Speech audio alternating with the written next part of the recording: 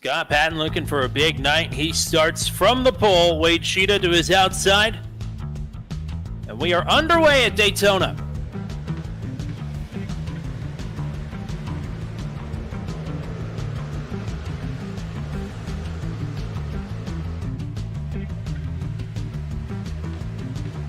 Good start here for the inside line. Outside line still trying to get formed up a little bit here.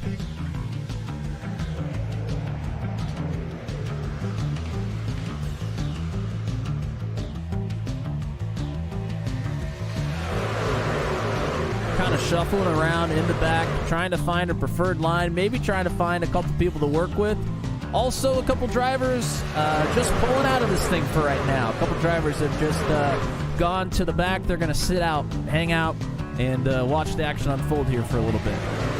Two drivers started from the pits. Andrew Schulte, who had an EOL penalty to start from the pits. Nicholas Bradshaw as well has left pit road. And is about half a lap behind. And it's lap number 1 on the board, and it's Scott Patton's.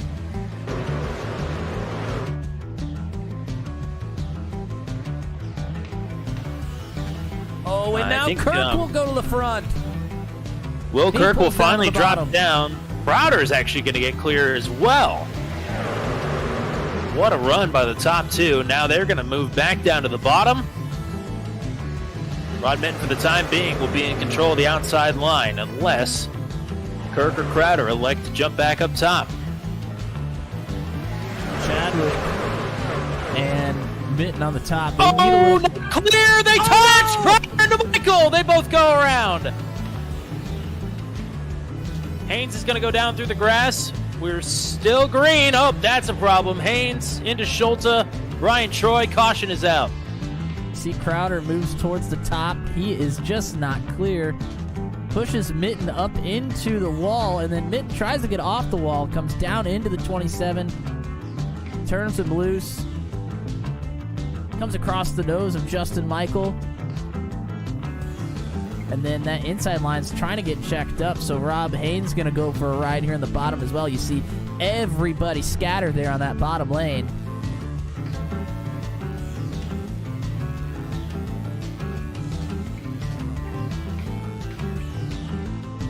Haynes goes for the little jump there on the entrance of turn 1 in the grass. And he comes and makes big-time contact here with Schulte. Lehman a little bit of damage there as well as Troy. Oh, man, damage for Turheimer as well as they're all trying to get checked up here. Oh, Heath Smith crowds the 48! Oh, no! There they go! This could get ugly. 3, 4. Oh, they're wrecking on the inside as well. Ronnie's night has sort of gone in. So no! That's a big one. Uh-oh. Oh, it could get ugly. Oh, it's getting ugly. Oh, no. We got one in the middle here. That's McRoberts. Not sure how this one's going to shake out. He does have a truck behind him now. Oh, block from Crowder. Up to Mall, who's getting shoved by Schulte. There goes Watts. Watts, Minton, Paradise. Ronalosco, Patton up into the wall, Josh Scott, John Pansola. It's another mess. And Watts is like, well, you're going up there. I got to find somewhere to go. So he tries to pull down to the bottom. He overdoes it, goes below the yellow line, and then, like you said, comes back across the nose of Minton. It's just not there anymore.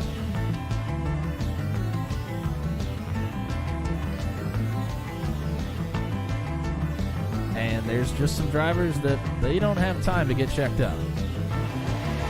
White flag. That looked like it was for the checker, but we got one more to go. Mall out. He has his choice of lane. Off the front bumper of Justin Michael. Andrew Schulte fighting back here on the inside. Michael now free to move up to the top if he wants. Shuffle. 7 make it through. Snyder and McRoberts now make contact. It's Greg Mall and Justin Michael. Schulte not going to have enough time to make a run. Michael gonna pull to the outside. He's got the run. They touch. It's a dead heat at the line. Greg Mall by 4/1000ths of a second.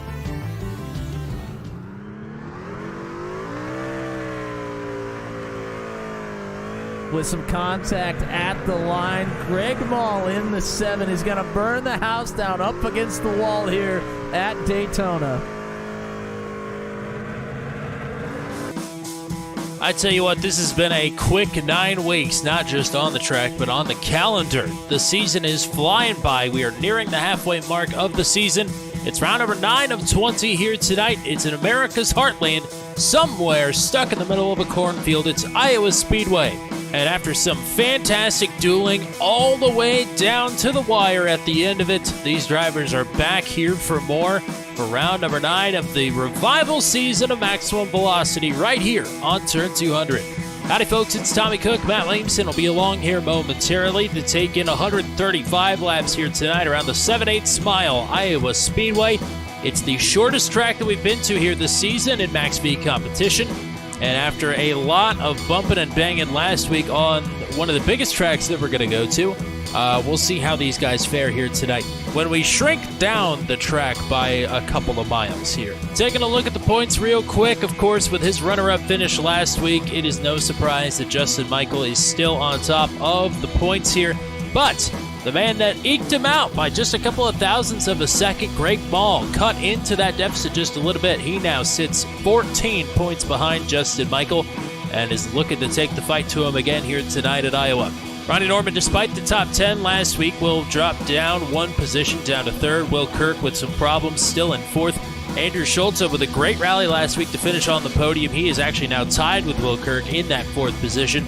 And some movers and shakers here throughout the top 10. Ashton Crowder made it through the final accident, but blanked out before he crossed the line. So a 25th place finish for Crowder, and he moves down a position, now down to 8th. It was an absolutely crazy week last week at Daytona, and there's no reason it can't get a little bit crazy here tonight in Iowa. 135 laps here at Iowa Speedway is around the turn on Turn 200 for Maximum Velocity Racing. A blind night that uses echolocation, viewing the dark, treacherous world through sound. Trapped in a dungeon keep, endangered by combatants, where hazards lurk around every corner. Make sound to have vision, or don't and be stealthy. Avoid impaling threats throughout the dungeon to escape. Engage with other prisoners. Broken art open here now. Could you find the key and unlock my cell? Free them to fight back with more allies. Let's take this guy. The Dungeon Labyrinth has many paths and even more traps. Struggle through the darkness to find your freedom.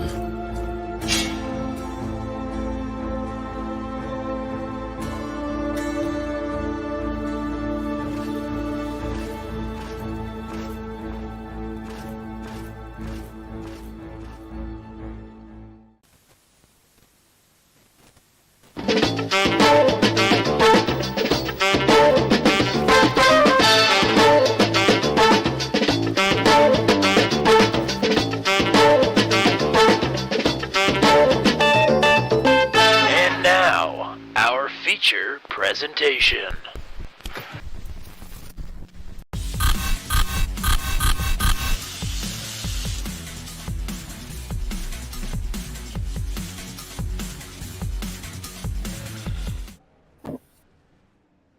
Welcome, one and all, to Iowa Speedway. It is round number 9 of the revival season of Maximum Velocity. Tommy Cook here with the GOAT, Matt Williamson. The leader of the Children of the Corn is right here at home in the middle of nowhere. Welcome back to the channel after yesterday, after we got all whipped up into a frenzy about a finish there. Maybe more in store just like that here tonight. We'll have to see. Yeah, we've had some great finishes here on the channel as of late. So yeah, why not any different here tonight? And we're going to go ahead and talk to maybe a couple drivers, at least one for sure. We're going to bring in one driver who's looking pretty sporty here in practice up to this point. Driver number 05, Noah Rainwater. Welcome up to the 200, partner. You got a copy? I got a copy. How you doing? Oh, we are doing fantastic up here, and you are looking pretty good up here in P4 on the timing charts. How are we feeling about a short track Thursday night here? Pretty good, pretty good. We had our Thunderclap race here a couple weeks ago, and me and Tyler Chalk were pretty good there. We had really good long run speed, so just been working on Q laps here to get a good front row start, and then just kind of ride it out for a while and see what we got there at the end. It seems like you've had some pretty mediocre luck of late. Is that fair to say? I think is tonight looking to be the big turnaround here for the rest of the season? I really hope so, because my luck in these races are never good. Is there anybody you want to shout out or say hi to here tonight before we get going? SRI Performance, man, for getting on board my car all season long and all Thunderclap season long, and all the family at home watching, because I know my parents are probably watching. Where did I pull you from? Did I pull you from Prestige? Yep, Prestige. All righty, I'll send you back there, partner. Hope to talk to you again here after the race. Good luck in quality and good luck in the race. Thank you. See ya. There you go, number 05. Noah was running pretty well at Phoenix earlier this season. That's the most comparable track that we've had up to this point. This is the first true blue short track on the season here. First track under a mile as we get ready to go to our usual 5-minute, 3-lap qualifying here. This time under the lights at... Oh, nope, it reset. It will be under the lights again once this race gets going, but the sun has somehow risen again.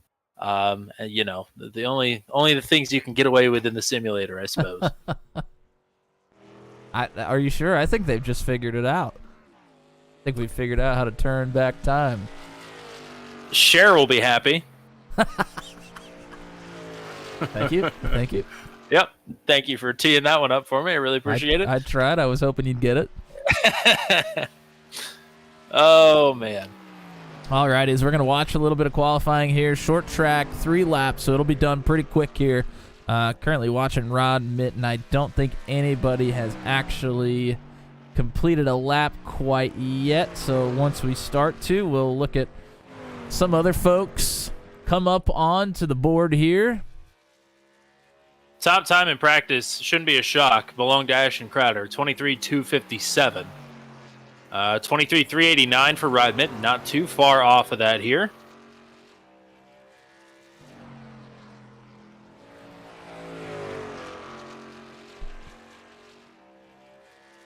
And there's Noah Rainwater. We just talked to him. His first lap is a 23.44.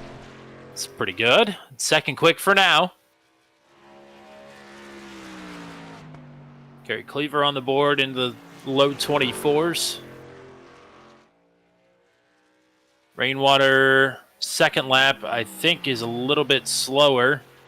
Actually, it's just a little bit quicker, but it's fourth quick right now as Ronnie Norman goes to the top of the board. We got CNH Contracting cheering for Ronnie in the chat. Yeah, Norman puts up a good lap, and then he either got in the wall or was very close to getting into the wall. They're out of turn number 2. He was running right up against it. Yep, and his second lap is almost a second slower. But again, 3 laps, which I often forget about after I say it for the first time. Ryan McRoberts completing his final lap here. Not able to make better on it. He's sitting in 15th right now. Mick Roberts was up in the mix late last week.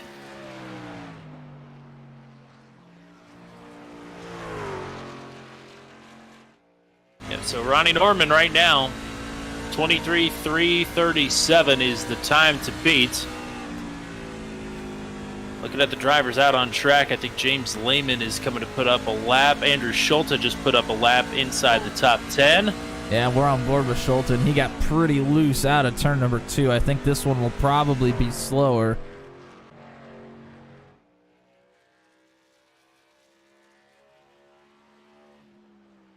Ashton Crowder put up a lap, went back to the pits, and is coming back out.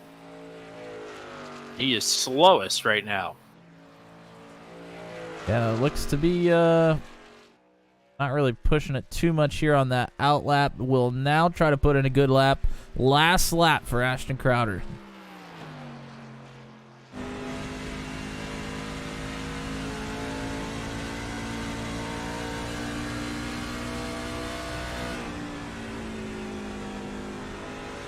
Four pole positions this season for driver number 27. Oh, a little bit loose there out of 4. Goes down to the apron, Loose was still is able fast. to get it. Loose is fast, baby. Greg Biffle style to the top of the board. So provisionally a 5th pole on the season. And boy, it's hard to believe that Ashton Crowder would be the hard luck driver of a race, but he came out of turn 4 last week in 4th and blinked out of the session. I mean, a tenth of a mile from the finish line, and he blinks out of the session, ends up 25th because of that. I mean, that is some bad luck, Jack. Watching Zach Foudy. He's the last one on the track here for right now. He'll put in a 23.66. That's good enough for 16th. A couple of drivers still to go. Either that or they're not going to go. Greg Mall, last week's winner, is one of them. I've yet to see Matt Rodolasso, Bill Slagle, Brad Slagle or Bill Paradise. Well, there's 0 seconds left in the session now, so I don't think they're going to make it. If I don't forget about the 3 laps, I forget about the 5 minutes. So, yeah, I'd say they're not going to get a lap in as qualifying is over. It is pole number 5 of the season for Ashton Crowder. He is looking to get back to his winning ways. Ronnie Norman, 3rd in the points, 2nd on the starting grid. Michael Milfeld Jr., how about it? Starts in P3 here tonight. Scott Patton needs to bounce back. Keep saying that. It feels like every week, but he starts in 4th here tonight. We know what he can do here at Iowa. Rod Mitten will round out your top 5 starters. We talked to Noah Rainwater a little bit ago. P6, not sure if he's going to be super happy with that, but you know what? It's inside the top 10. He rolls off from the outside of row number 3. Andrew Schulte, a podium finisher last week, starts in 7th. Tyler Chalk was sporty at Knoxville. This is a different kind of short track here. We'll see how he can do on the pavement here, starting from 8th. John Pansola and Drew Strotman round out your top 10 starters. Wally Turheimer will roll off from 11th. Jack Watts to his outside in 12th. Riley Berkma, Johnny Hamby on row number 7. James Lehman, Zachary Foudy on row number 8. Charlie Wider's back in the top 10 in points. He starts in 17th. Matt Burkhart to his outside. And row number 10 is Kerry Cleaver on the inside and Will Kirk deep in the field here, starting P20. Brian McRoberts, George Hendricks on row number 11. Josh Scott and last week's winner, Greg Mall, starting in 24th. Matt Rodolasso, Bill Paradise, and Brad Slagle. Paradise and Slagle both in the top 10 in points. They start in 26th and 27th. Matt Williamson, some things as always, other than some incoming front bumpers to watch out for throughout the night here at Iowa. Well, you mentioned it. We've kind of talked about it already. This is going to end up being a night race as we get towards the end of this thing. So, cool temperatures. It's already very cool on the track temperature. 75 degrees. That is very, very cool. So, first couple laps on these tires, you are going to want to be careful. Fuel window, I think it's probably 75 or 80 laps. It's 135 laps here, so no matter what, even if it's a little bit less than that, we're looking at a one-stop race here tonight. Depending on where those cautions come out and depending on how our drivers are feeling about tires, they may end up taking 2 pit stops for tires, so we'll have to see how the drivers are feeling there. There are 4 extra tire sets, one more than usual since it's a short track, so probably going to end up being a 2-stopper just for tires, but on fuel, if you really wanted to take the Steve Roman strategy to pull somebody from the Venom Truck Series, you could go on 1 stop if you really wanted to. Oh, and 0 faster pairs. That one may come into play here. It's always a possibility. We got George Hendricks hanging out in the chat with us. You know, the finishes have been getting better and better for Hendricks in his limited appearances here this season. He's creeping up on a top 10. A lot of work for him to get up there tonight, though. He's going to have to gain 12 spots through the race. But 135 laps at Iowa. You very well could do that. It seems like a lot of laps. It's not a ton, but you still got plenty of time to make moves if you know how to navigate the 7/8 of a mile oval. When to go to the middle, when to go to the top, when not to go to the top. It's awfully bumpy on the top side of turn number 1. You find yourself taking a jump into the wall if you go up too high. You don't want to do that. And Ashton Crowder wants to get back to victory lane. He'll have a pretty good opportunity here to do that, starting from the pole and leading the field to green. Round number 9 is underway at Iowa.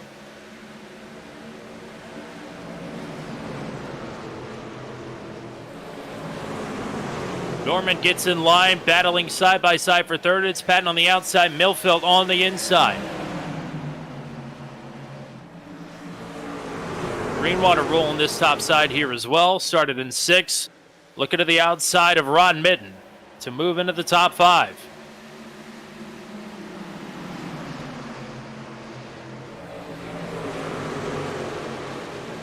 Good start here for the front row, but Millfelt and Patton are starting to catch up to the back bumper of Ronnie Norman now, and they are under fire. Could be here from Noah Rainwater behind them. Looks like Patton will have the advantage, rolling the momentum on the top side here. Millfelt may look to try to squeeze up if he can. Oh. Millfelt got really loose there on the bottom. As here goes Patton underneath the 6 now. Crosses Ronnie Norman over, looking for second. Patton not wasting any time, trying to get after it here early. Second lap in a row, that 46 has been the quickest truck on the track, and now Ronnie Norman has drawn a bead on the outside. He's hit the wall. Just a brush, should be okay, but he's going to lose the second position now. The 46 is up to P2. Yeah, it looked like he was carrying a lot of momentum there around turns 1 and 2, but on that entry just got a little tight, got up into the wall, ends up losing that second spot, and now Noah Rainwater's looking underneath of him as well. Tyler Chalk right there behind Rainwater, up a couple of positions already. Chalk working over the 92 of Ryan Mitten. They continue to battle side by side. Austin Hawkins in the chat, our friend from Australia, says he's battling COVID. That is no bueno, my friend. Hopefully it is all going well and we can see you back on the track here soon. But all the best to you in your recovery.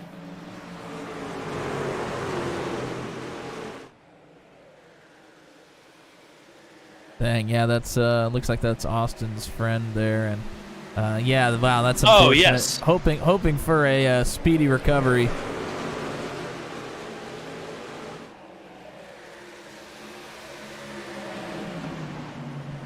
Gotten single file a little bit more here. Norman tries to take a peek under Patton. It's not going to be there. Have to go all the way back to Turheimer and Andrew Schulte for a side-by-side battle. This is for 8th.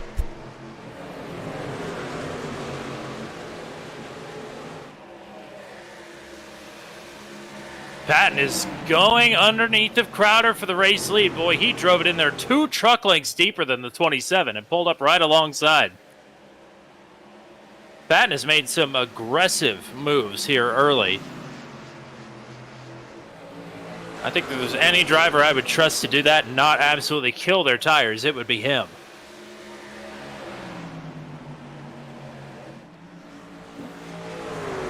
He dove down to the inside. This time he's going to run the top. He's trying some different lines here.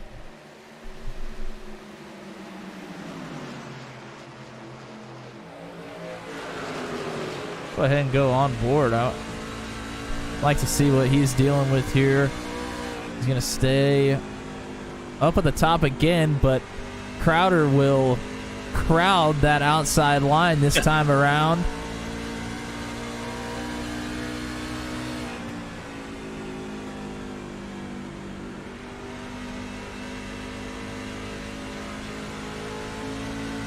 Late apex there for Patton, trying to get as big of a run as possible here on the backstretch.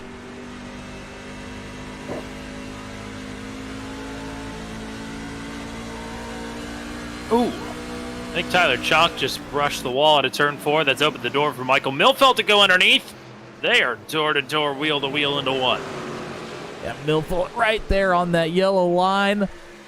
Drifted up the track just a bit. Couldn't quite get the power down like he wanted to.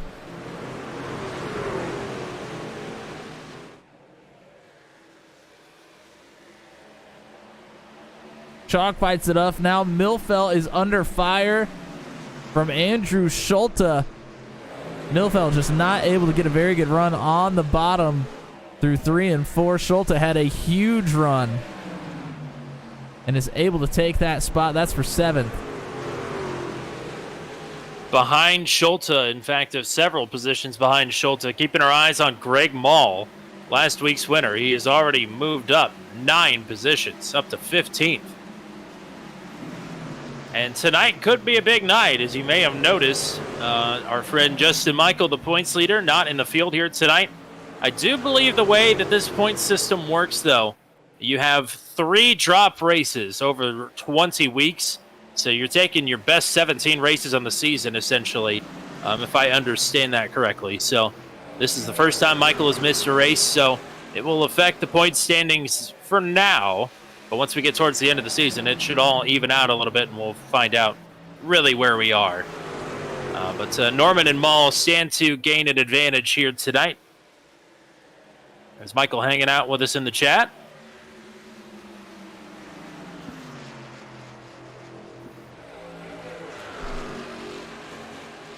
Norman is reeling. Scott Patton back in now. Yep, they were all 3 nose to tail. Then Patton sort of shifted into defense. Crowder has opened the gap up to about half a second, maybe a little bit less, as Norman looking underneath of Patton for 2nd.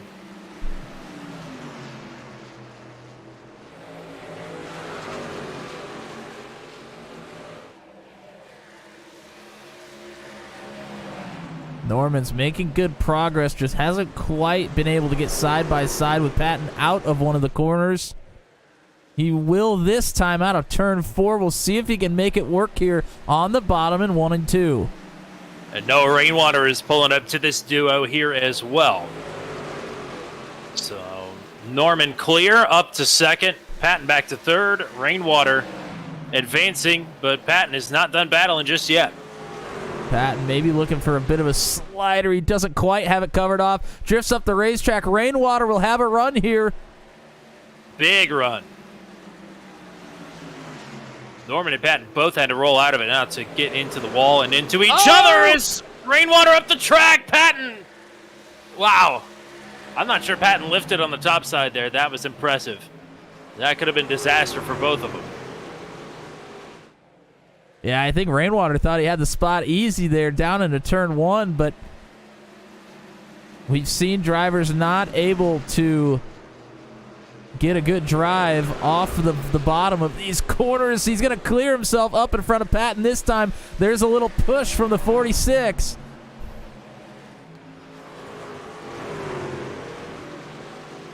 Boy, oh boy. In 14th right now, there is a 5-truck battle, and it looks like Daytona last week. Hamby, Widener, Kirk, Pensilla in here. Contact between Patton and Rainwater. Oh, man. Patton slides down underneath of the 05 and then drifts up the racetrack. These two have been going door to door. Wow. Rainwater fights back on the outside here. Those two should be clear for now. Mitten and Chalk still going at it.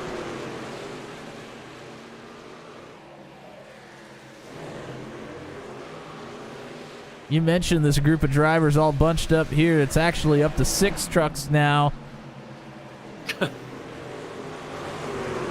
All for that 14th spot. Yeah, Hamby trying to set sail on this. He didn't want to be a part of that again after running up front and getting wrecked out at Daytona last week. Oh, looked like Widener maybe got in the wall there on the backstretch. Still has a good run here, though.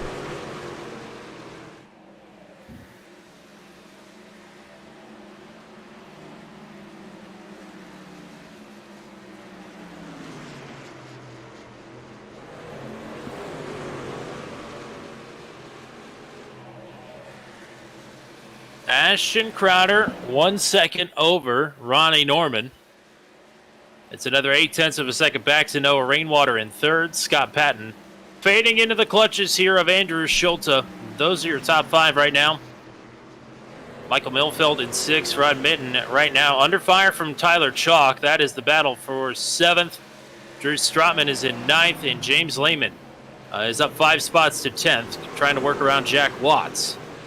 Chalk and Mitten have been at it for a while now. Chalk finally able to pull up in front of the 92, but the 92 will cross it over down here on the bottom of turns 1 and 2. Not able to get the drive off the corner. He will slot back in behind. Tyler Chalk back to 8th. Chalk up to 7th.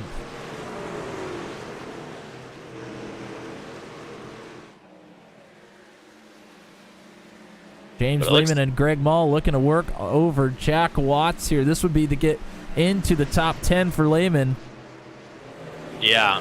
Lehman had the spot, but was never able to clear Watts. Watts takes it back. Lehman is fading, but I'll tell you who is not fading as he gives a shot to his teammate, James Lehman. Greg Mall on the march here. Yeah, 24th and looking to get up to 11th.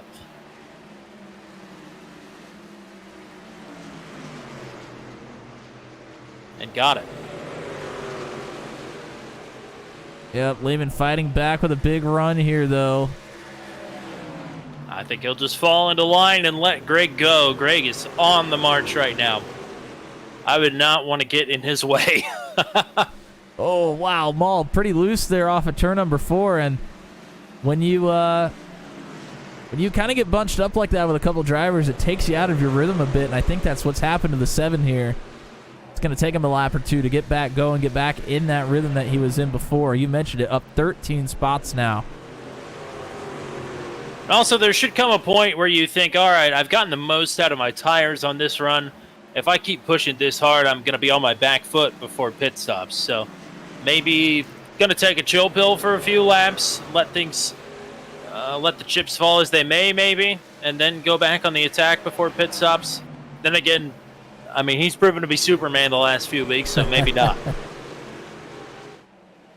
Yeah, and if our drivers are looking to break this race into thirds on 2 stops, I mean, we're going to be coming up to pit stops here in about 15 laps, which they click off pretty quick here, so we're really not that far away. It's Drew Strotman. Yeah, Strotman nearly into the wall there. Mitten is fading a bit.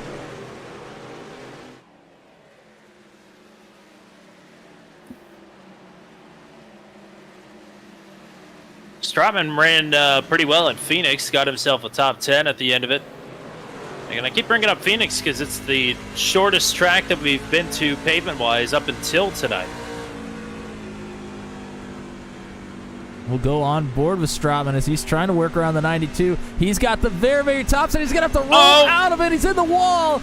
That time he hit it. It wasn't super big contact, but you don't want to be up there, that's for sure. Just giving it the old Iowa strike.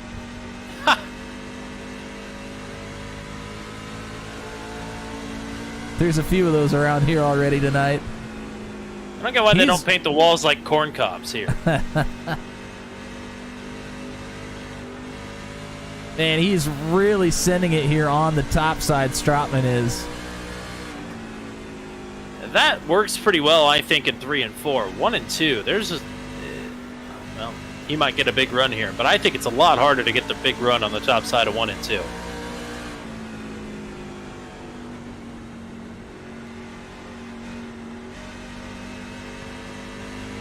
This group is coming together, though. Mitten and Strotman are fading as Watts and Mall are on the move here. Oh, Mall! Wow, that was awfully close. Nearly comes together with... Oh, he does! There's the big shot! Like I said, I don't think you want to be in his Oh, way! contact! Oh, they made contact in front of him! It is bumper city all of a sudden. Stratman got into the back of Maul, under the back of Mitten on entry. I don't know how Mitten... Shot into the wall. That one is going to hurt. Now Greg Molly's looking to cross over Mitten here. Maul's going for a 2-for-1 down here into turn 3. Widener. Oh, wow. Widener is in the mix now as well, underneath of Mitten. Just got past Stratman. Wow. And while all of this is happening, Scott Patton has gone to the pits. So Patton has come early to get his tires, looking to undercut the entire field. So a 2-stopper then, perhaps. Definitely a 2-stopper, that's for sure. I think everybody else, he may drag some in, but he hasn't as of yet. Nope. I really think the number is more around lap 43, maybe 45, somewhere around there. Wally Turnheimer just came to pit road. He's been French top 10. Here comes Rod Mitten now. Oh, yeah. Man, he got awfully close to not making it in there. Yeah, Mitten's been fading for a little bit here. He's probably looking to get new tires as quickly as possible. Here's Josh Scott now. Ryan McRoberts has just disconnected due to packet loss.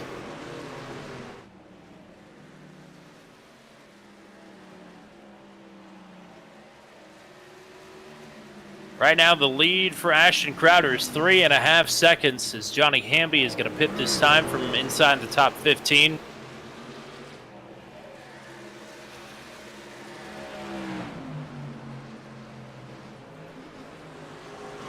Not seen, other than Scott Patton, I guess, we have not seen anybody. Oh, wow. Nearly contact between Watts and... Trouble! Caution is out. I think George Hendricks has gone around.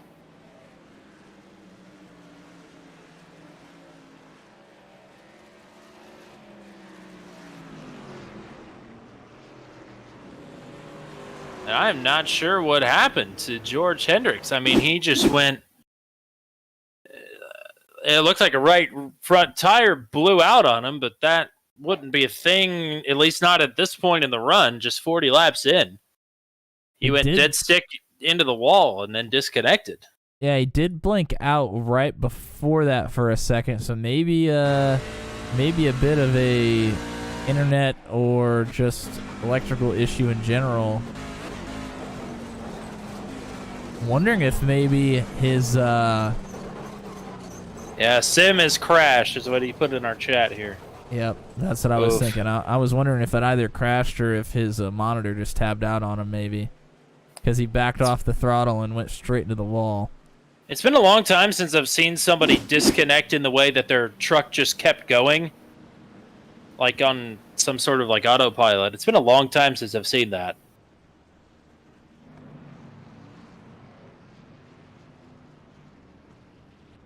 All right, pit stops are underway. That has absolutely screwed over Scott Patton. Yeah, luckily, I don't think he'll be a lap down. I think he is a lap down. Is he? So I think he's unlapped himself now because everybody is pit, but he was one lap down when the caution came out. Okay. But he will be deep in the field. I think he'll start maybe around 15th, 20th place, something like that. Yeah, so we will have, I believe, and he's not the only one that got screwed over there. Rod Mitten, Johnny Hamby, Wally Turnheimer, they had all been inside the top 15 and all come down pit road.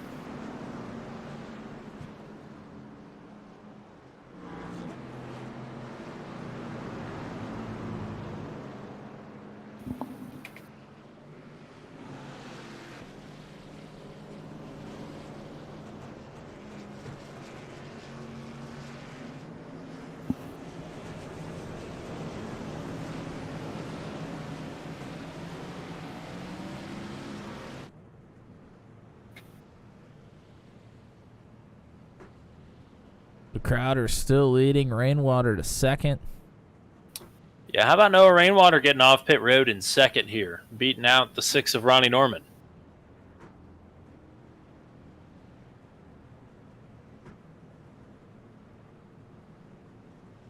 I think Norman was a little bit more aggressive there on the beginning of that first run. Rainwater kind of let it come to him. So depending on what happens here, wouldn't be surprised to maybe see Norman try to be hyper aggressive here at the beginning of this one and get to second. Maybe Rainwater said that he was good on the long run, or better on the long run anyways than maybe on the short run. So maybe he'll back off just a little bit here and let Norman through and then come back in later on. I mean, what we were seeing there as we approached pit stops for the leaders, I would have to agree. Rainwater's lap times were coming up. He was closing in on Ronnie Norman. Now has the position on him. Like you said, it seems likely that he might give it up here and save those tires for a little bit later in the run. Depends on how aggressive Norman's going to be, though. I mean, Norman may decide that he needs to save tires on this run here as well. So it may be something where he's not going to be quite as aggressive here at the beginning either. I'll tell you who this caution benefited greatly, and that's the driver who's going to restart on the inside of the 4th row, Greg Mall. What a drive already. Now he's got fresh rubber. He's got track position, at least comparatively. So I would be scared to see this 7 in my rearview mirror here in the next few laps.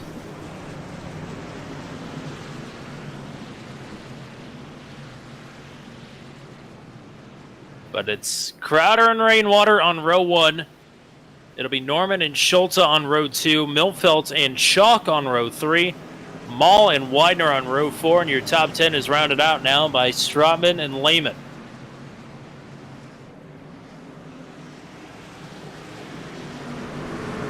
As the field bunches up here through 3 and 4, pace truck should hang a left this time. We'll be back underway on lap number 47. Oh boy, Rainwater does not get a great start. We'll be side by side with Norman already for second. But Noah fights back on the outside.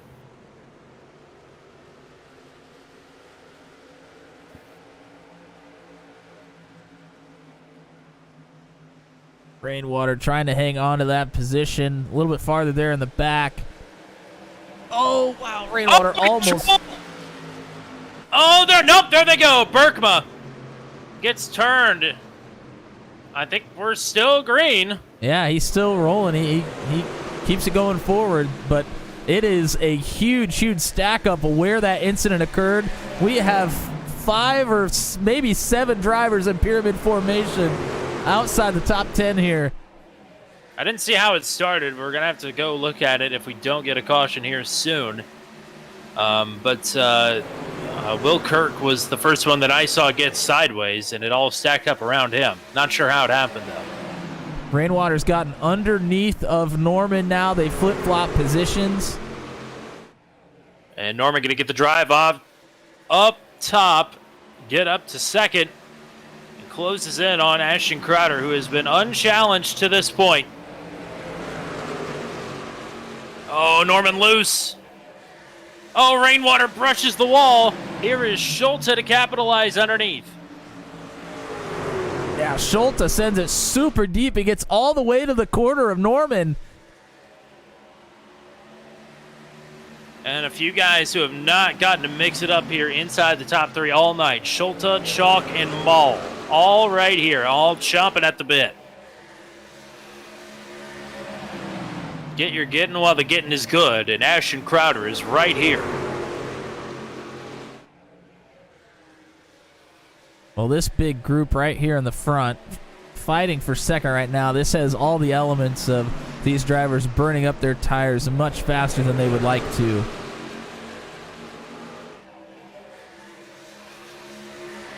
Mall and Norman both flirting with the wall there out of 2. Really pushing hard here on the top side. Schulte puts himself in a good position here. Norman still fighting back, though, so Schulte will slot in on the top line now. Crowder tried to crowd the top line as much as possible, so Ronnie Norman couldn't get the run into the turn.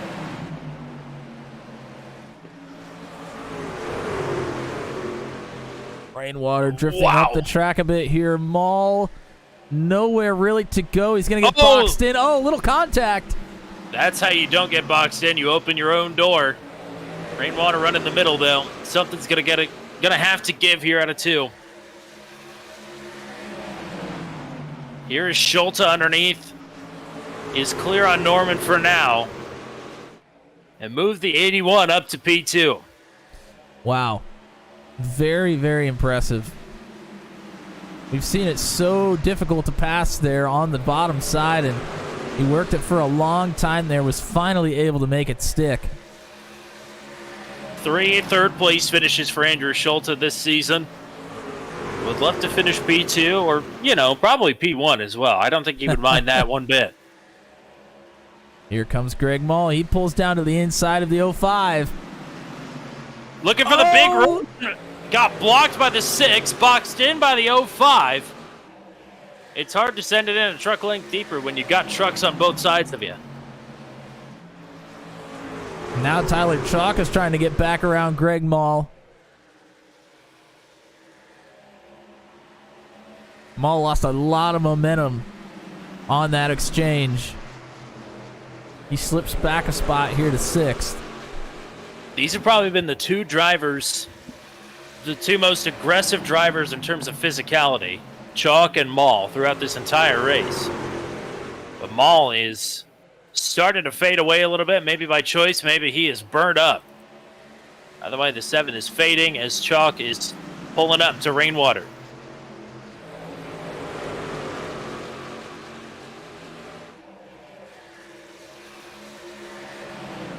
Four-tenths of a second between Crowder and Schulte as they work lap number 58.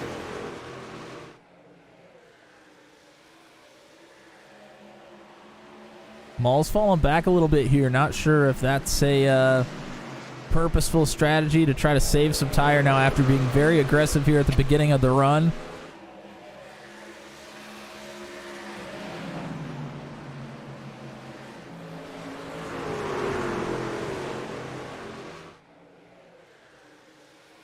Top drivers all single file now.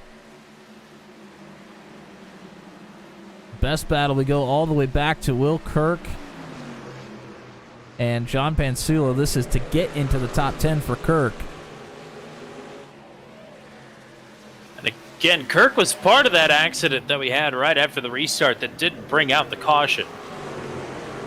But it's good to see Kirk is not let that slow him down here on this run.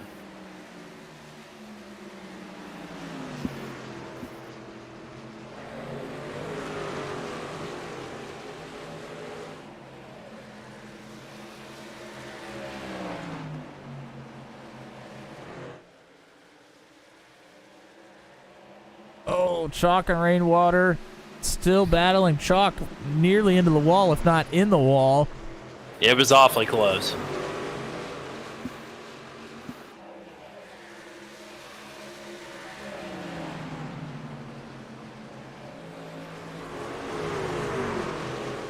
Drivers looking to make it to lap 90 before they come in for another set of tires. Some may undercut, some may overcut. And the driver that triggered the undercut last time around, Scott Patton, as that caution came out, he was trapped a lap down, took a wave around under the caution to get back on the lead lap. He has worked his way up to 14th and is trying to work around Drew Stratman to move up to 13th. But the 46, I mean, if it's not one thing, it's another here for Scott Patton this season.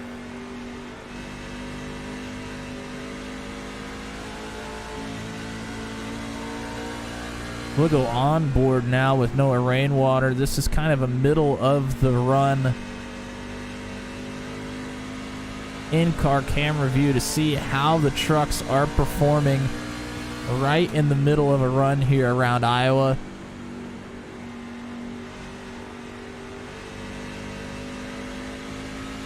Here, Rainwater feathering the throttle out of the corner there, trying to get the power down smoothly without getting that truck loose. They have a tendency to get really, really loose out of 2 and 4.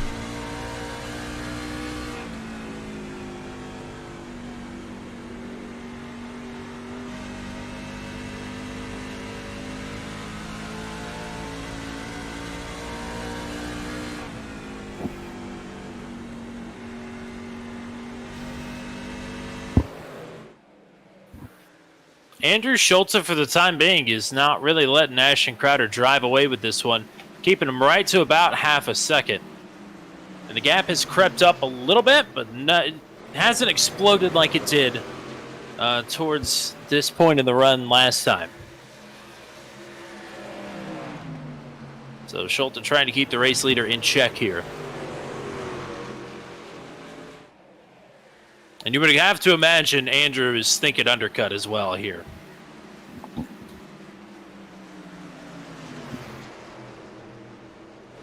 Yeah, I mean, I would think so. I mean, we saw Scott Patton. That's what he felt like he needed to do to at least give himself a shot. He went for a really aggressive undercut, though. About 8 laps shorter than we thought they would come in. So if you're thinking Ashton Crowder has the number 90 in his head, you're thinking Schulte probably is looking at 88. Yeah, I mean, you'd like to have a couple of laps for sure, especially if you want to try to get some heat in the tires and get a couple good laps in before the person you're trying to undercut comes into pit. So the only issue is I think Crowder will basically just shadow Schulte. As soon as Schulte comes in, Crowder may not be able to get to the pits that lap, but that next time around will likely come in. You know, if Schulte could get track position on Ashton Crowder, you know, Crowder's a little bit out of practice. He hasn't have to make a pass on anybody yet. Not even sure if he's been in lap traffic this race, although I think Wally Turheimer is about to fall into the clutches of the race leader here. But regardless, you never know.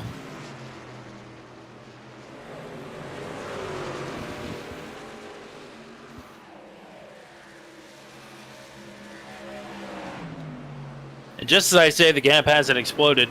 It went up about half a second the last 3 laps. So there's the jinx for you. Got to get one in every race. But Crowder piping in some good laps here. Schultz started to fade a little bit. Ronnie Norman double the distance back in the 3rd position right now. Rainwater and Chalk have now just swapped positions. Chalk has made the pass on Rainwater to move himself up to 4th. And pretty solid night here for Tyler Chalk. Most certainly. He's able to get good positioning there on the bottom of the racetrack through 1 and 2 and is able to make it stick. And Charlie Widener has just gotten around Greg Mall for the 6th position. And Michael Milfelt pulling up on the 7 now. Really interesting. We saw Mall have a great run through the field here in that first run, and now seems to be struggling a bit. I know he was kind of involved in some pretty aggressive battling early on, but he's dropped a lot farther than those other drivers he was battling. I mean, we watched him have a lot of lateral movement here early on that run, battling away inside the top 5. But, I mean, you can't work your way up, 12 positions through the field without having a similar amount of lateral movement? You wouldn't think anyway. Sure. There's some lateral movement from Michael Milfelt. All sorts out of shape underneath the Greg Mall. Yeah, Mall fighting back here. Definitely not going to make it easy for Milfelt. We've seen a lot of drivers finally able to make some passes here on the bottom. And I think Milfelt will be clear. We'll see if Mall can go for a crossover. Oh, Milfelt's high! Oh! Milfelt into the wall, had to pull it off the wall. Mall went pretty low there just to make sure no extracurriculars happened. Mall loose. I don't know if anybody is super happy with how their truck is handling here. I can't imagine anyway.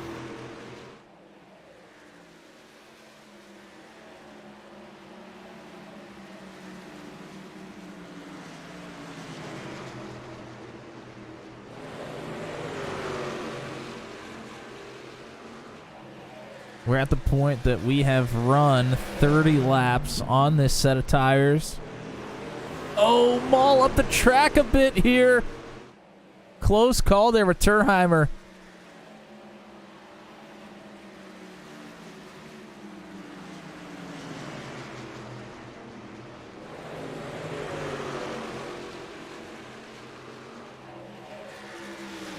Chalk and Rainwater continue to go at it here as well. Those two cannot get away from each other. I thought maybe Chalk would start to set his sights on Ronnie Norman, but the gap between them has stayed about the same. It's been about 1.2 seconds between Norman and Chalk. I think Tyler is still on a bit of defense here as the long run speed for Noah Rainwater started to come into effect.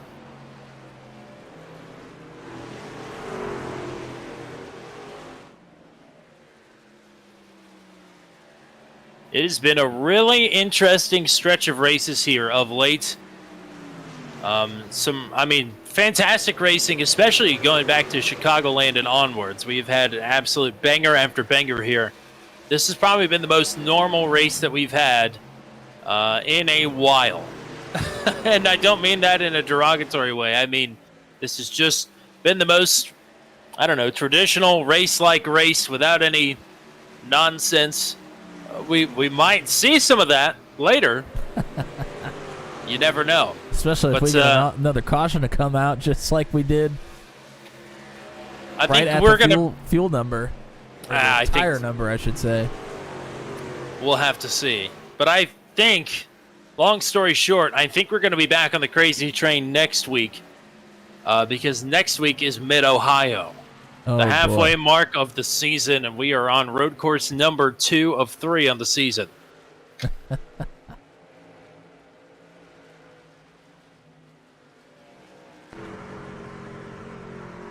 Yeah, Mid-Ohio's tough. I mean, it's a small track, not really a whole lot of room to pass, but a whole lot of places for mistakes to be made, that's for sure. A couple of laps ago, we missed it, but the first driver to hit pit road was Johnny Hamby, and he was the second driver in last time. Yeah, that's a big, big undercut there. I mean, that's kind of about the same that Patton went for 7, 8, 9 laps ahead of what we thought they would.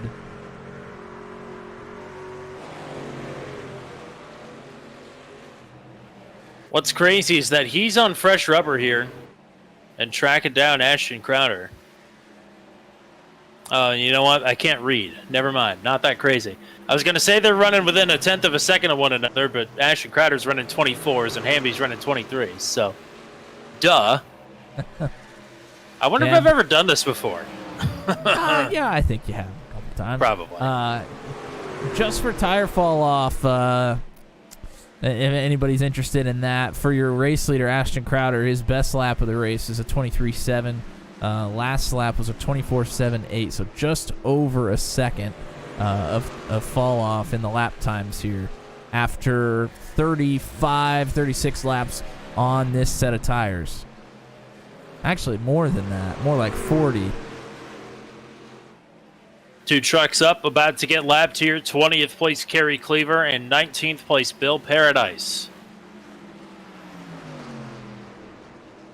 I wouldn't be surprised to see some drivers think about coming into pit right here. Will Kirk is in pit road, and I think is about to get off of pit road. Here comes your race leader. All right, so Ashton Crowder not hearing any talk about the undercut. He is the one who undercuts. Interesting, and nobody else in the top 10 here has come with him. Everybody looking to go to their number that they had in mind, it looks like. So if he wasn't primo enough already, Ashton Crowder, the first of the drivers inside the top 15 to 20 to hit pit road. Ronnie Norman is coming this time. Now, he has to hope for not what happened last time. Yeah, I mean, it's interesting for Crowder to short pit there. he runs the danger of what happened to Scott Patton last time happening to him here. Generally, you would see him just kind of come into pit when everybody else in the top 5 would, just in case it does happen. It happens to all of them. But he decides to come in by himself. Very interesting call. James Lehman in from 7th. Here is Wally Turheimer now as well. So 4 of the top 5 still, or excuse me, 3 of the top 5 originally still out on track.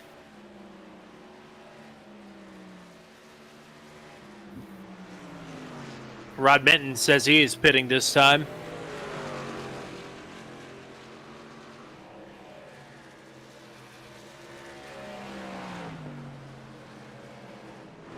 Schulte took over the lead after Ashton Crowder came into pit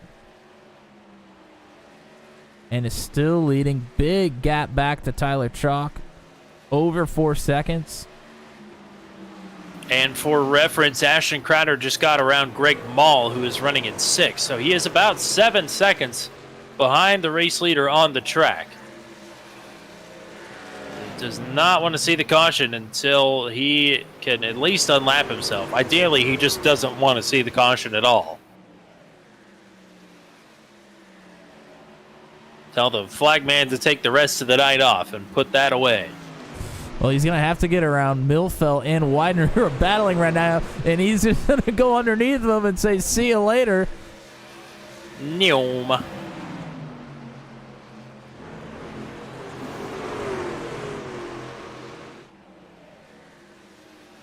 Making quick work of the field here to try to get back on the lead lap on fresh tires. Rainwater's next. And Chalk just after Rainwater here. So, whether these guys knew it or not, they were apparently signing up for the overcut.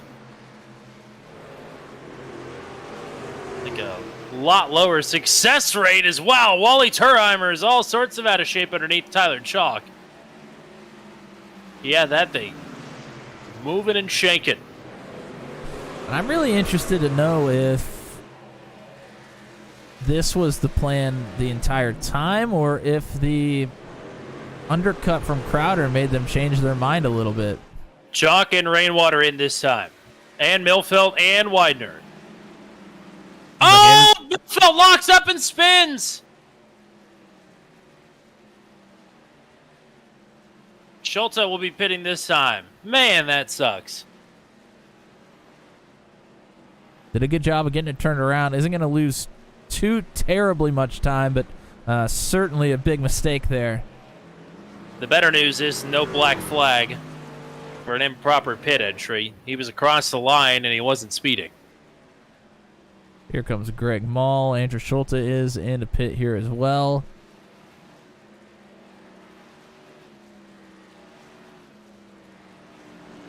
A few holdouts left. But Crowder very much back on the lead lap here.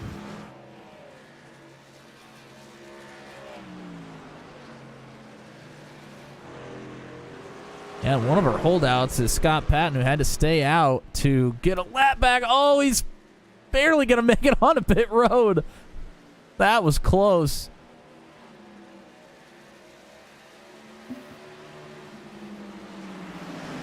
Now, Widener and Rainwater going 3 wide. Oh, boy. Chalk is right here in the middle of this as well. And they were going 3 wide to try to get around lap trucks, and then kind of 3 wide with each other at the same time right after that. Oh, caution's out! Oh, no! I think Milfelt went around out of turn 2 here. Oh, my goodness.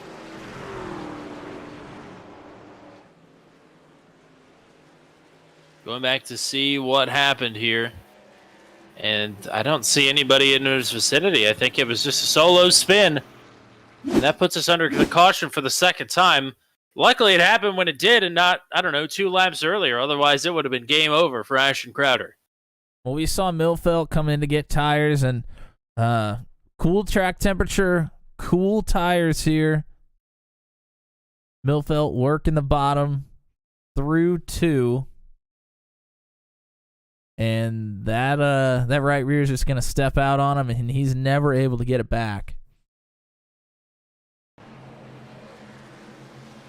He is able to keep it off the inside wall, though, which is great for him.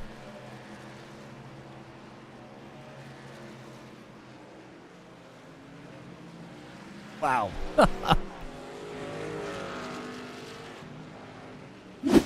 So we've got some drivers pitting. We've got some notable drivers trapped a lap down. Matt Rodolasso in 13th has gotten the lucky dog.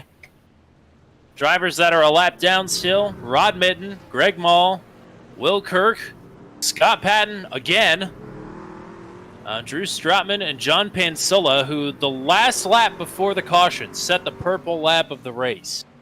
And he is now trapped one lap down in 19th.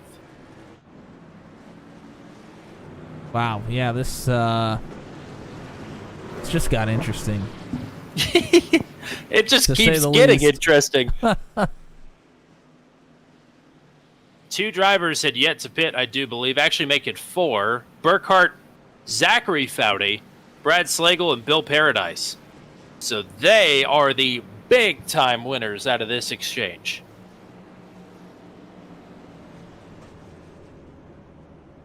Yeah, most definitely, especially with some drivers getting trapped a lap down here. Those drivers won't be able to come into pit and get fresh tires like everybody else just did.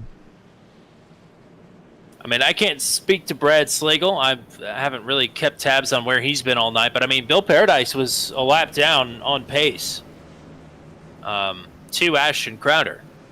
And, of course, Bill Paradise in the top 10 in points this season. So, I mean, that is a huge stroke of luck for the 556.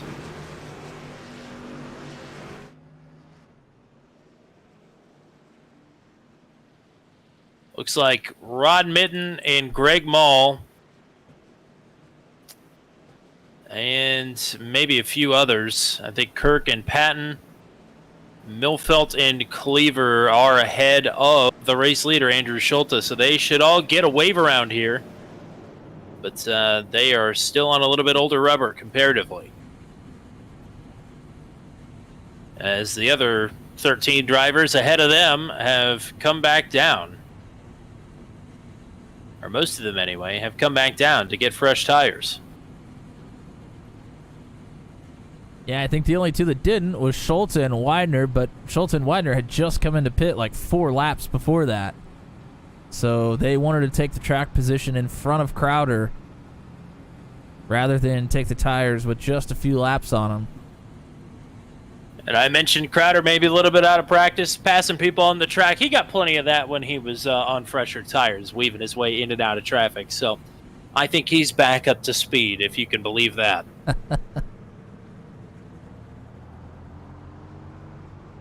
So lap trucks will move past the pace truck this time. Everybody else on the lead lap will get into position here for a restart. We are coming to lap 104 of 135 here tonight. It's round number 9, the revival season of Maximum Velocity Racing, right here on Turn 200. Hopefully everybody out there is enjoying tonight's show. I think it's about to get a little bit spicier here.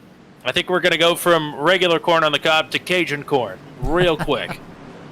With a little Parmesan on it as well. Oh, a little Parmesan. Why not? Mixing things up here. We've seen quite a few drivers willing to mix it up here tonight. Andrew Schulte and Charlie Widener on the front row here for the restart. Ashton Crowder wants to get back to the lead. He restarts in third. Brad Slagle to his outside in fourth. Widener does not get a good restart. The outside line suffers a bit as Crowder is up to second already. Yeah, Schulte stacked up the field a little bit there on the restart. Chalk makes a save. That could have spelled disaster. Oh, Johnny Hamby saves it. What a save.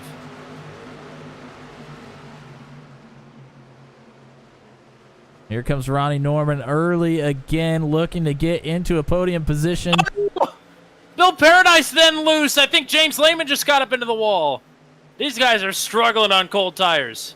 Struggling on cold tires and getting stacked up. Paradise gets shuffled out.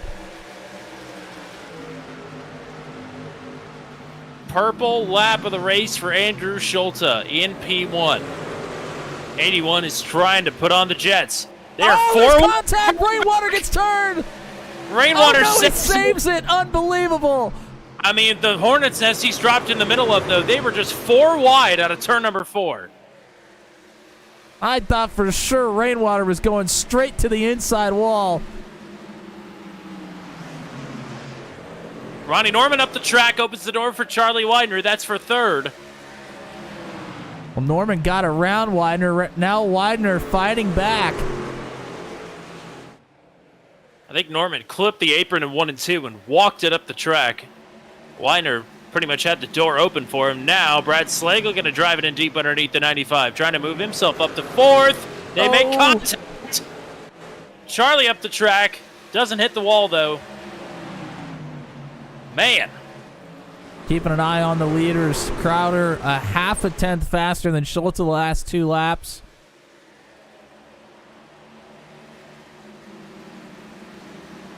I think we got our Cajun corn, partner. And it's not over. No, it's just getting started. No! Lehman's in the wall. He gets turned to the inside wall. Oh, man. James Lehman. He made contact with Bill Paradise earlier. He's got the caution button at his disposal. Elects not to do it. It's a single truck incident. That is mighty impressive to have the willpower not to throw the caution. Lehman fought hard to get into that top 10 position, too, and just like that, loses it with just over 25 laps to go.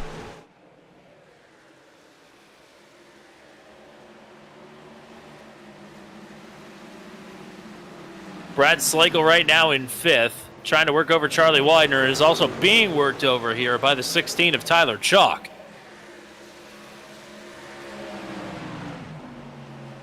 That's a 3-car battle. Up front, Crowder drawing a little bit closer to Andrew Schulte, lap by lap. Yeah, I mean, it's been a half a tenth almost every lap for Crowder. Not a lot, but he's chipping away.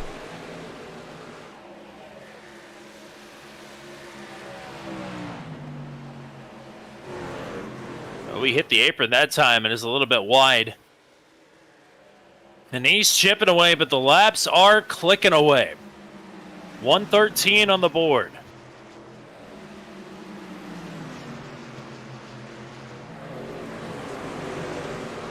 Ronnie Norman hanging right around a second behind the race leader. Widener in no man's land in 4th. And Chalk has gotten past Slagle. That seemed all but inevitable, so move Tyler Chalk up into P5. Outside of the top 5. Zach Foudy, it's a mess. He's under fire from Burkhardt. All of these drivers are just right here together. Nearly 3 wide behind them. Maul, Patton, and... Oh, boy! Burkhardt... That's right. Or, excuse me.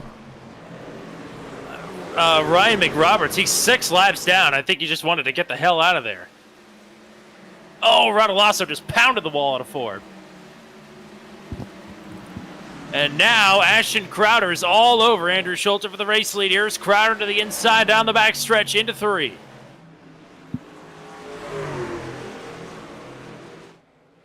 Schulte crowns him on the bottom. They are still wheel to wheel all the way down the front stretch, back into 1. Crowder looking for the drive off the bottom. He clips the apron. He's up the track. Schulte with a nose ahead into 3. Schulte still trying to crowd Ashton Crowder here on the bottom. Hangs on that right rear quarter panel. Gets the better drive off of 4. Ronnie Norman lurking behind. Crowder this clear for just a second. Here comes the Schulte. crossover. I don't think he's going to have enough, but we'll see. Schulte sends it in deeper. Crowder with the run off the top. Schulte hits the brakes, and it's Ashton Crowder back to the lead.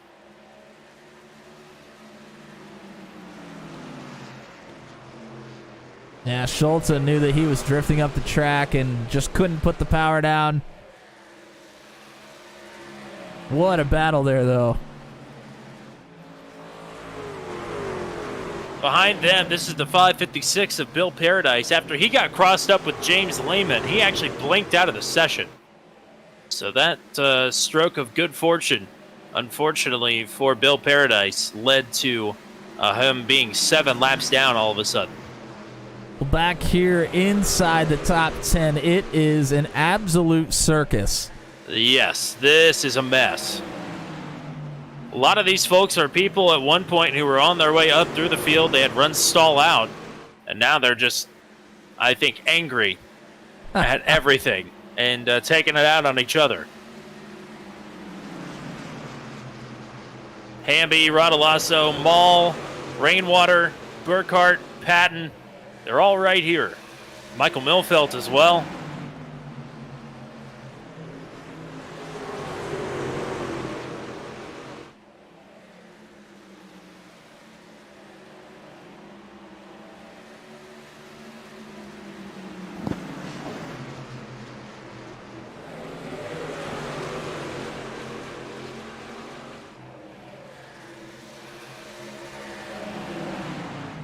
Gap is already a second up front.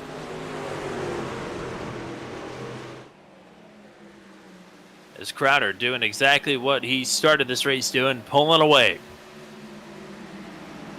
Couple of battles here. Patton finally looking to get around Foudy. There's some contact.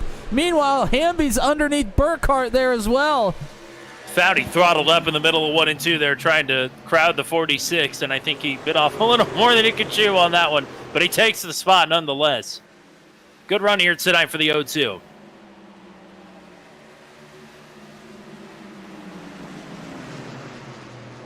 Hamby completes the pass on the 4 here as well. Rainwater underneath of Mall. Oh, wow. Patton all over the back of Foudy. It looked like he slapped the wall. And Rainwater ahead of the 7.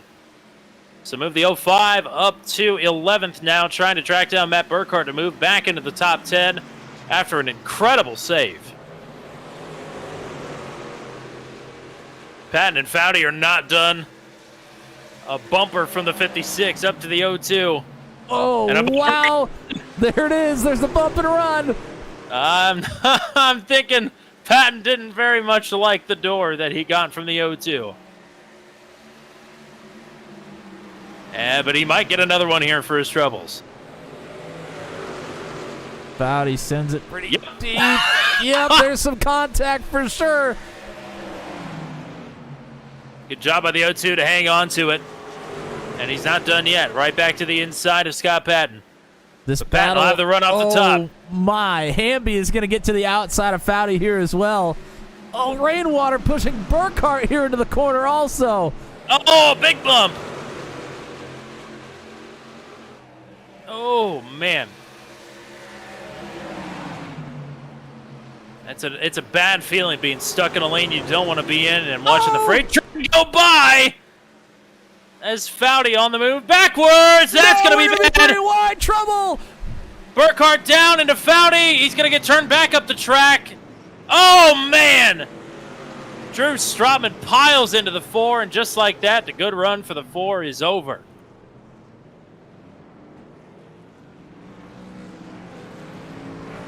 And Zachary Foudy, man, he also pounded the wall into 1. I think he picked up a meatball flag. So his good run is over as well. That was a mess. Yes. Yes, it was. And that had been a mess for a couple, more than a couple laps, but it all came to a head there. We come down into turns 3 and 4. Foudy drifts up the racetrack on exit and gets into Hamby. So it knocks Foudy loose. Rainwater will try to capitalize. Thinks Foudy's going to go way down the racetrack, so he puts himself here in the middle, but he also has Burkhart on his top side. Really has nowhere to go. He's getting squeezed by both of them. Foudy comes up into Rainwater, who then gets up into Burkhart.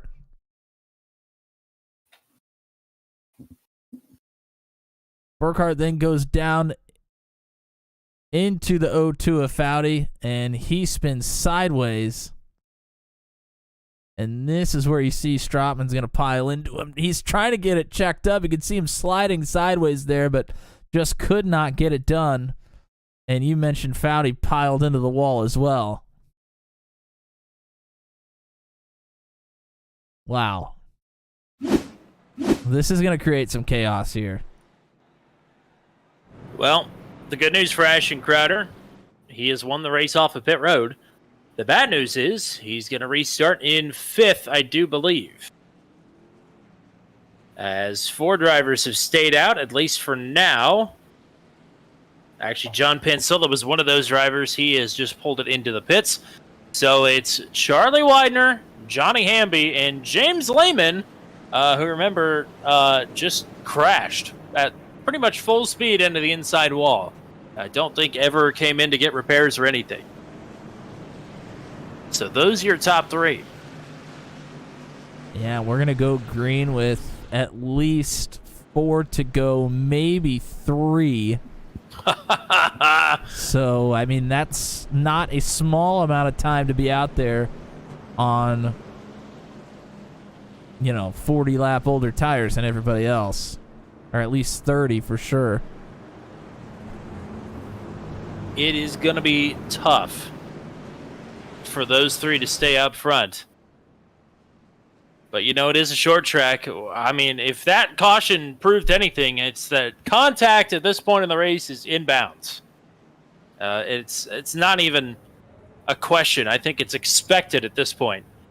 And these are 3 drivers up front that have had good runs but have yet to come away with a victory this season. Johnny Hamby especially, I think, is starving for any amount of oval success here this season. James Lehman finished 2nd to Ashton Crowder. Actually, 3rd to Ashton Crowder at Knoxville. Ran 2nd to him the entire race. Charlie Widener's been, up front, fringe top 5, mid top 10 all season long. But this is his best opportunity to steal a win here tonight after being in the top 5 for quite a bit of this race. So, the agenda for the top 4 is all the same. They want to end up in victory lane. It's just one of them is going to be on offense and 3 of them are going to be on defense. I'll let you decide which one is which. Well, the number one thing that that those 3 drivers on old tires are going to need is a good start here. If they don't get a good start, they're pretty much dead in the water. And Iowa, at least in my experience, is not one of those tracks like Darlington or Dover where old tires equal bad restarts, at least not inherently. I think you can get a bad restart here, but it's not something, that you would expect, like running an old beat-up track like one of those 2, or old Atlanta. And we went one more time around, so it will be 3 to go when we come to take the green. Oh, boy.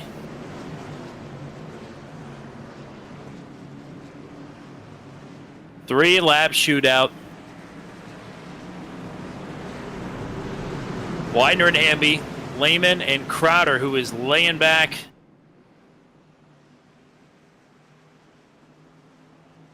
Green flag. Pretty good start for Widener. Crowder looking to shoot the gap! And so much for defense. Crowder up to 2nd already. Caution is out. We're going to overtime. Certainly not what the top 3 wanted to see. I'm not sure where the caution is, though.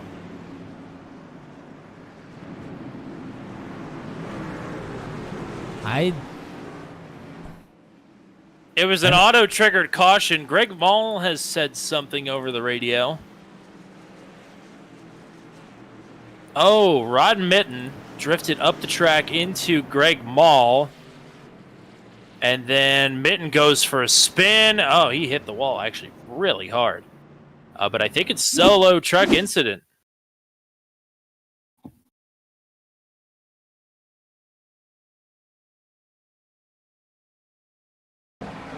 which manual cautions have not been triggered for solo truck incidents at all tonight, but that was an auto trigger from the sim itself. Yeah, and Mitten is trying to kind of go high to then get a good entry into turn number 1, but Maul is there. It kind of comes across the nose of the 7 and goes for a pretty good spin and gets into the wall hard, like you mentioned.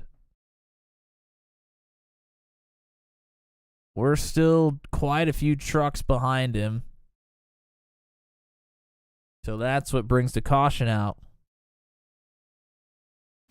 Now it will be a 2-lap shootout in overtime. Not just a 2-lap shootout, but Ashton Crowder getting, getting a clean look at the front. I think it's all but inevitable what is going to happen unless Widener, throws a literal bomb in that 27. Yeah, and Schulte was not able to advance at all there, so Schulte will still be behind those 3 drivers on old tires. And he will certainly be stuck on the bottom. Widener will have lane choice. I can't even think of a positive spin on the 95 here on where he should go. Yeah, he'll have the control of the restart, which is his only good thing here. I don't know how aggressive he really even can be on older tires. If you try to start moving that truck around a lot, side to side, it'll break loose on you pretty quick. So not even sure he'll be able to make those defensive maneuvers as much as he would want to. In our experience here so far this season, and also 2 races with the SWM Cup Series, Charlie Widener is not somebody that is just going to haul off and dump Ashton Crowder even for the win. Who knows? Maybe we'll be surprised, but I don't see that happening.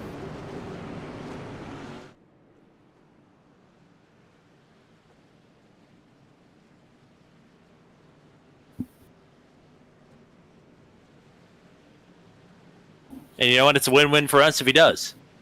Because we've got it right here on turn 200. All right, we'll do one more time around single file, then we'll double it up. And it always seems like we do one extra pace lap here at Iowa for some reason. I remember that from the last Daredevil race we had here. Yep. It's I agree. I think it's programmed as a short track. They don't take into account that this is a long short track, if that is a thing. You can do this many laps at Bristol and not bat an eye. Probably even need to do one more, but yeah, we could probably cut it here by a lap. That'd be all right. I know the developers have a lot going on. Oh yeah, iRacing. I tell you what, they really have messed things up recently. Boy, I tell you what, just rolling out new features that are fantastic, and man, how dare they? How dare they not prioritize the pace lap setting at Iowa Speedway? I don't know. It'll probably be on the next update.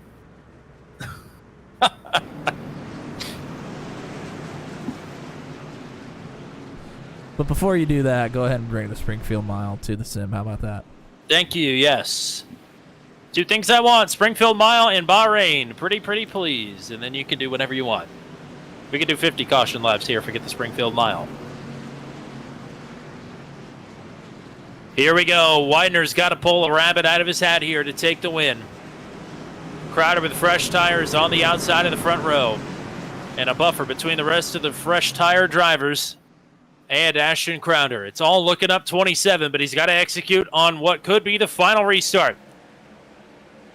Good jump here for the 95. Up to block the 27 right away. Opens the door for Lehman. Crowder might get boxed in. Yeah, Crowder's going to get boxed in here. Here's Schulte with fresh tires on the inside. 3 wide for second.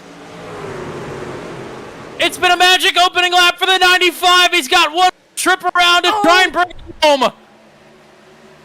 Crowder underneath the block from Widener. Here's Crowder now. Full throttle on the outside. Winder is loose. Winder's around. He was giving it everything he had. Here comes Schulte. He's going to drive it deep here into 3. Ashton Crowder going to walk away with the victory here at Iowa. Oh, man. I cast doubt on that 95, but goddamn if he did not drive the wheels off of that truck, and it is such a shame that he is going to finish back in 17th after all that. He absolutely put up the fight of the season up front. But dread it, run from it. Ashton Crowder arrives all the same at P1.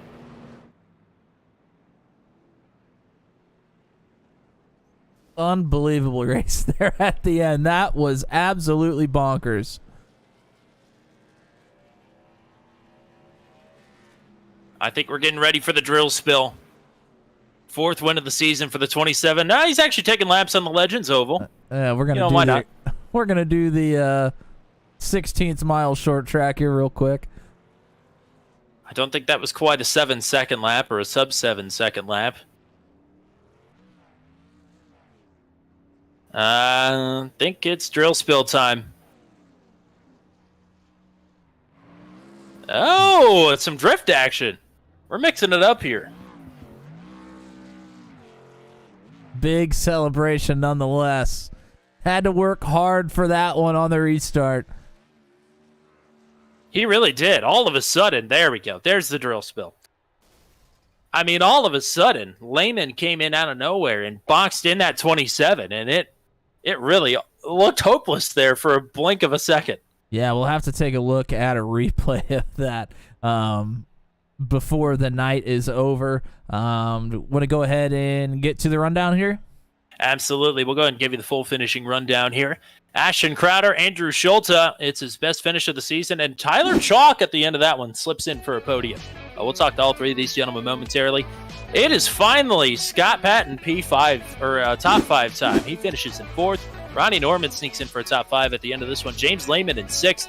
Noah Rainwater in 7th. Johnny Hamby is going to get a good oval finish here tonight. He finishes in 8th. Greg Mall in 9th. Michael Milfeld, good rally for him after the spin and caution earlier. He finishes in 10th. Will Kirk at one point was trapped a lap down. He finishes 11th. Matt Radalasso 12th. Zachary Foudy 13th. Matt Burkhardt 14th. Brad Slagle in 15th. Man, Charlie Winder in 16th, but he put up a hell of a fight there. That was incredible. Ryan Minton in 17th. Kerry Cleaver, the last truck on the lead lap in 18th. John Pansilla, 1 lap down in 19th. Wally Terheimer, 2 down in 20th. Bill Paradise, 6 down in 21st. Ryan McRoberts, 7 down in 22nd. Then I think DNFs from here on out. 23rd for Drew Strotman. 24th for Josh Scott. 25th for Riley Berkma. 26th for poor George Hendricks, who is hanging out in the chat with us here. And 27th for Jack Watts. He's the final finisher here tonight. As we'll go ahead and bring up our 3rd place finisher, maybe. Gotta go find him, I think. Prestige. Yep. And he's on the podium here. Tyler Chalk in the top 5 here all night. Fresh tires at the end of this race, and that gets you up to the podium here. Congratulations. Thank you, man. Thank you. Well, what do we make of a night like tonight? Feeling pretty good, I would imagine, about a P3. Yeah, we were a top 5 truck, I think, but definitely not top 3. Just couldn't never catch it 6 on the long runs. I felt we were better on the long runs than the short runs. Kind of lucked into that one, but I mean, top 3. It's a good night. Matt, what do you got? Oh, congrats on the P3. Some good pit strategy call came in to help you there right at the end. Tell me about battling with Noah Rainwater. You and him just could not get away from each other there for a while.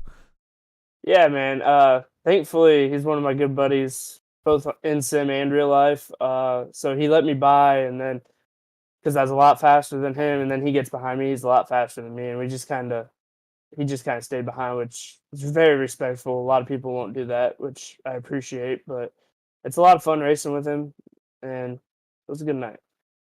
Absolutely. You seem to have these short tracks down pat, whether they're pavement or dirt here. So congrats on another good run here tonight. Anybody you want to shout out or thank? Just my teammates down there, Rod, Noah, and they helped me out with the pit strategy and stuff. So thanks to them.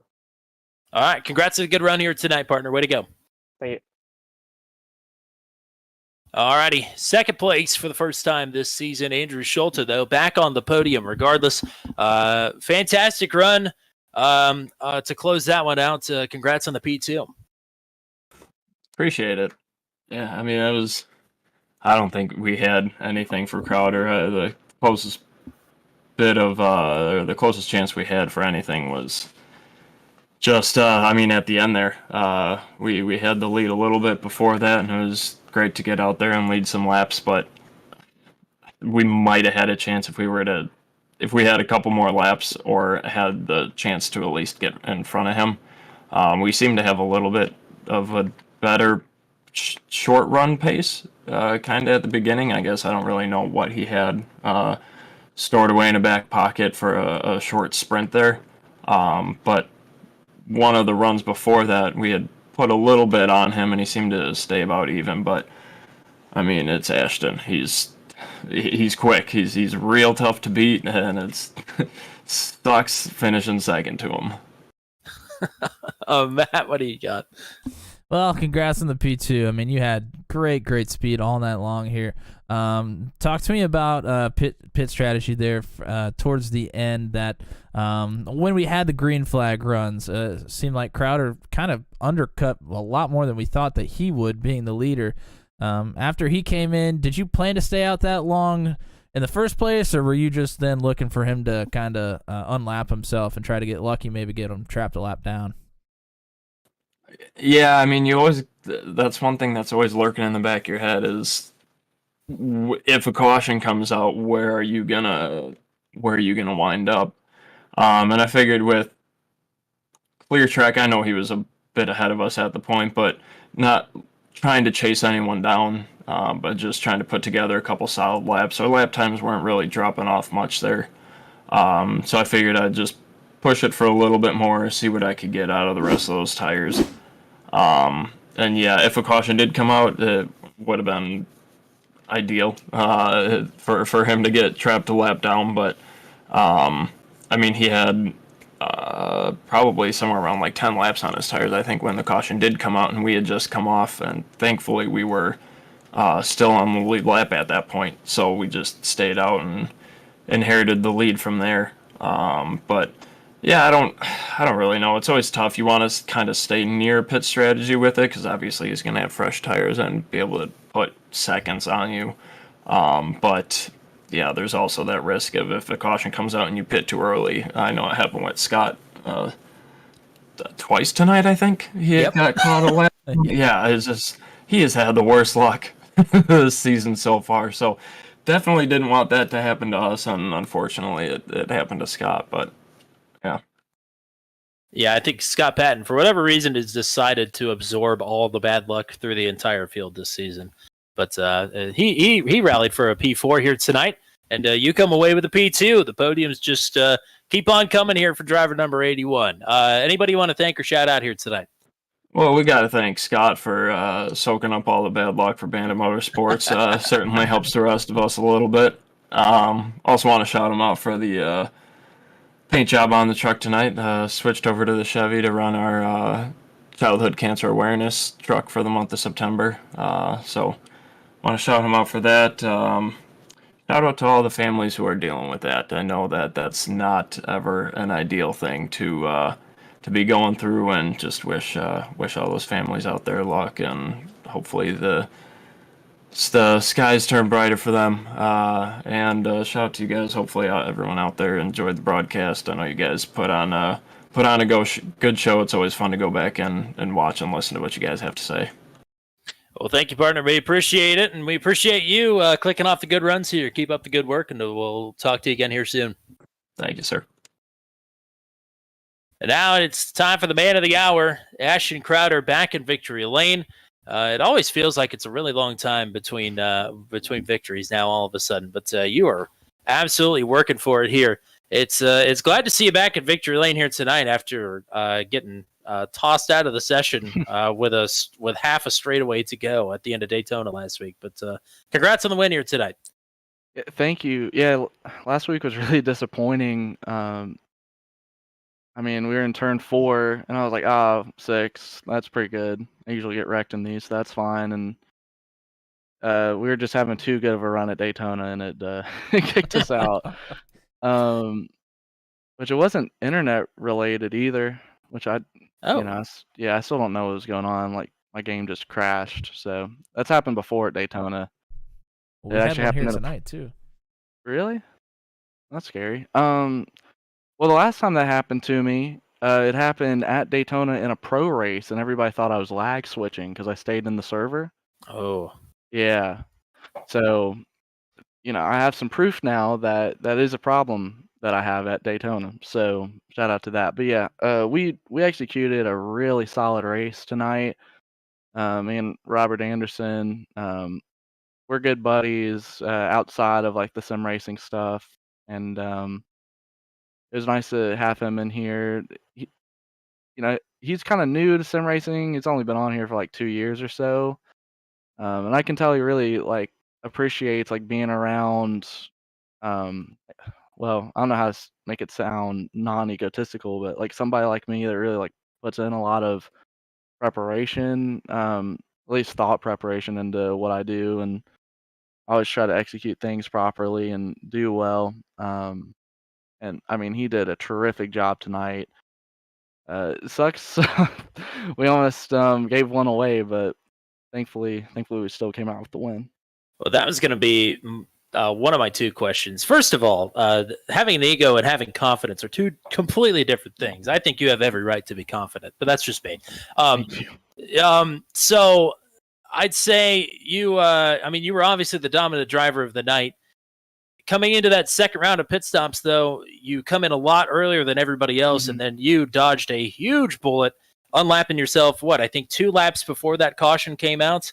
That had to be a good feeling to get yourself back on the lead lap, and even better when the caution did come out. Well, we knew it was going to be up to when Andrew pitted for us to get our lap back, because, I mean, we just had such a big gap on everybody else. Andrew was really the only one that could even stay near us or keep any sort of pace, really. So we're pretty much just waiting for him to pit. But, I mean, we had like a half a track on him, and the longer end that I had, I mean, we would have evened out like pretty quickly into the run. So, I mean, when we pitted, definitely was the right time to pit. I think if we would have went a little bit earlier, we probably could have gotten more time. But, I mean, it would have been a bit too early, probably. I don't know. I mean, we'll probably have to go back and look at that one. But I thought when we pitted was the right time. It's just always sketchy. I'm sure Andrew probably talked about it in his interview as well. It's really sketchy when you pit because you don't know if you're gonna have a weird caution fall, and like the rhythm for cautions wasn't really there. So we're pretty much just hoping it all work out. And I mean, thankfully it did, but I mean, almost died on that. So it could have gone either way. And on that final restart, in the lead up to that, I think ultimately, I guess we were trying to jinx you. Not really trying, but like we wrote off any possibility that you weren't just going to walk away with that from the outside line, and then all of a sudden, Layman's got you boxed in. Schulte has cleared all of the slower trucks. I mean, at one point in that restart, are you panicking at any point? Are you, or is this just like, yeah, it's going to get there eventually? Like, what's the feeling there, knowing that Widener is fighting back with everything he's got? I mean, I usually stay pretty composed with my driving nowadays. It wasn't like that in the past, but I've just gotten older and more experience and stuff. So I've seen a lot of those situations. Honestly, I was kind of at peace with it not working out and us not winning, because I mean, like if the first restart before the green white checkered, if that restart would have went and we would have went to the checkered flag, like we would have won easily and our tires would have been really good, and we would have had miles on everybody that, or I guess the 3 guys that stayed out. But you get up to speed there, put some sort of heat in your tires, kind of slide them in 1 and 2, and then the caution comes out, and then everybody's tires are reset, and you got to cycle on them, and then you're tight. So pretty much, I was just like, well, if I don't get a good restart here, like I'll probably just be stuck on the outside of the guy. That's pretty much what happened. So, I was panicking a little bit because I thought I was gonna get wrecked, but as soon as I realized I wasn't gonna get wrecked, I was like, all right, well, it'll be a top 3. But yeah, thankfully it worked out though. I couldn't be more happy with that. But yeah, it was sketchy. I probably took your question bad. I'm sorry, but go right ahead. No, you absolutely did. I think we've pretty much covered it all here tonight. Congrats, Ashton, man. You got anybody you want to thank here tonight? Yeah, thank you. Hashtag sponsor Brennan Poole. I keep getting him to try to like spot me in one of these races or be a crew guy or something. But he never answers my text messages, so that sucks. But BC Lunar Tech, everybody at the drill spill. You guys for putting on the broadcast. Once again, Robert for spotting tonight. Like, hopefully he's listening to this, but I'm gonna tell him here in a second, anyways. But he did a phenomenal job and gave me all the information I needed, so that was really cool. And then I want to give a big shout out, to 2 people. One, the main one, my grandfather. He's in Charlotte in the hospital right now. He's fine, seems like. But big shout out to him. And then we're in freaking Iowa. Let's give a shout out to Caitlin Clark. Come on now. Knew that was coming. Let's go Hawkeyes. I wanted to win this so bad just so I could say that. But I appreciate you guys a ton. And and the league and everybody who was racing. Like, it was really clean. It was really fun. And this is the longest interview I've done all season. But yeah. Just really good time, really interesting race, and the track always puts on good racing. So, yeah, great time. Well, congrats on the win here tonight. It was hard fought there at the end, but you made it look easy in the front half of that race. So, go party hard. I don't know. Will we talk to you again next week at Mid Ohio? Hopefully I'll do well there. I don't think I've ever raced there before, so we'll see. But hopefully we'll be there. There you go. Ashton Crowder with a big win here tonight at Iowa. Congrats, partner. Thank you. All righty. Well, we still feel like dialing up that last restart there. Maybe we could watch it at full speed and send the folks home happy here. Yeah, let's get a replay of this last restart here. I'll go ahead and turn the music off here real quick. We'll get to that here in just a second. This is the full speed replay of this last restart.